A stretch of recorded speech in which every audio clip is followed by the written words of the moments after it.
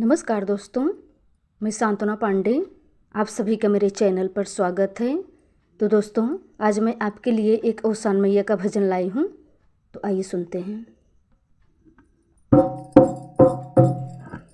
मैया घरे चली आवा हमारे कसम, मैया घरे चली आवा हमारे कसम, मैया घरे चली आवा हमारे कसम, मैया घरे चली आवा हमारे कसम, आई के जियारा जुड़ावा हमारे कसम, आई के जियारा जुड़ावा हमारे कसम, मैया घरे चली आवा हमारे कसम, मैया घरे चली आवा हमारे कसम।